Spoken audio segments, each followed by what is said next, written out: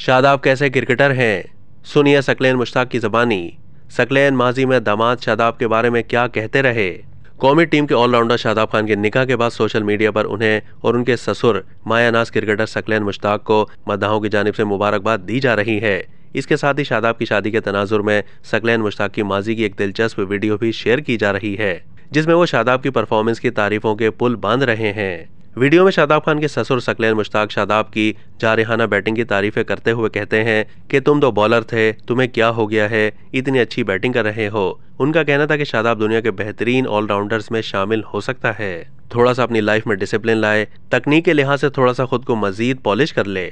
सकलेन मुश्ताक का अपने दामाद के बारे में मजीद कहना था कि कौमी टीम का नायब कप्तान रहते हुए अच्छा खेलेगा तो कभी मुख्तसर अरसे के लिए कप्तानी करने का मौका भी मिल जाएगा तो वो अच्छे तरीके से कप्तानी भी कर पाएगा।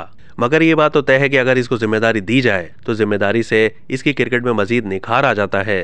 वीडियो में उन्होंने मजीद कहा कि शादाब खान बहुत ही मुतासिरकुन क्रिकेट खेल रहा है।